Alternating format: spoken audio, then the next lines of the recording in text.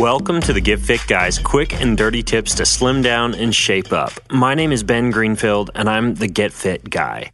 Have you ever heard of super slow training? In most cases, the pitch for this style of exercise goes something like this. By lifting weights in a very slow and controlled fashion, you can burn more fat, burn more calories, get injured less, and get stronger faster. But are these claims true? In this episode, you'll find out if super slow training works and if lifting weights slowly gets you better results than other types of workouts. Let's first take a look at what exactly super slow training actually is. Super slow training was originally used by bodybuilders way back in the 1940s and on, and at that time it was referred to as a muscle contraction with measured movement. It involved a 10-second lifting period followed by a 10-second lowering period. For anybody who has ever tried to do a dumbbell curl, a squat, or a push-up for that long a time period, you know that this can require superhuman amounts of patience. Not to mention a lot of time. In comparison, in a traditional weight training routine, you'll typically take about 1 to 2 seconds to lift a weight and slightly longer than that to lower the weight. But the uniqueness of super slow workouts doesn't stop there. Rather than doing multiple sets for each body part, super slow training typically involves just one long set for each exercise, and each set is performed and needs to be performed until your muscles are completely fatigued. The idea behind super slow training is that by decreasing the speed of movement, you can create more tension in your muscles. Theoretically, the more fatigued muscle will respond by growing, thus making you stronger and potentially boosting your metabolism from those added lean muscle fibers. However, studies have shown no significant difference in the amount of force your muscles produce when regular weight training is compared to super slow training.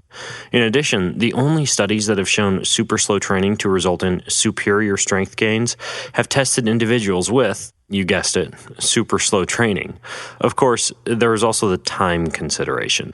Even if you can somehow get superior results with super slow training, is it worth it if you need to spend an extra 30 to 60 minutes in the gym each time because you're taking much longer to complete each set? Well, what about safety? Couldn't the slow, controlled speed of super slow training keep you from getting a muscle strain or from lifting with bad form? Now, that's a good point. Although there's no evidence to support or refute the possibility that super slow training is more safe, it's a plausible idea. However, you can still lift in a controlled manner with very good form by taking maybe 2 to 4 seconds to lift and lower weight, and not 10 seconds to lift and 10 seconds to lower. However, none of this means you shouldn't be doing a little bit of super slow training every now and then.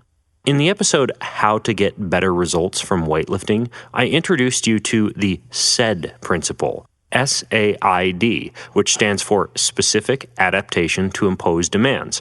The SAID principle means that your body will eventually get used to the type of workouts you do, and for this reason, it's important to vary your training as much as possible. You can achieve this variety by doing some slow aerobic cardio workouts, some higher intensity cardio intervals, some cross-training with sports like swimming, soccer, or tennis, some explosive weight training, some regular speed weight training, and some super slow training. So, how could you incorporate super slow training into your fitness program? Well, here's one of my favorite workout circuits, which incorporates cardio, explosive lifting, regular tempo lifting, and super slow training.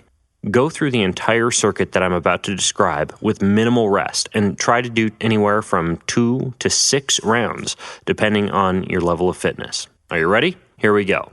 Number 1, warm up for 5 to 10 minutes.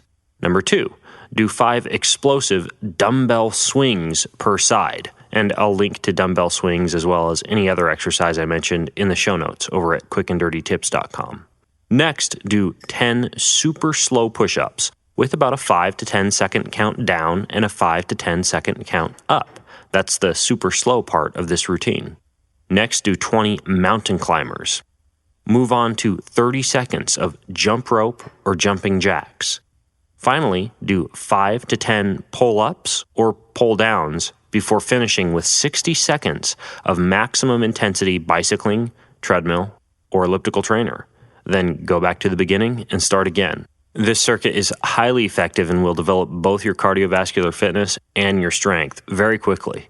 Now, if you have more questions about if super slow training works and if lifting weights slow and controlled gets you better results than other types of workouts, then why don't you head over to the Facebook page at facebook.com/getfitguy and ask away.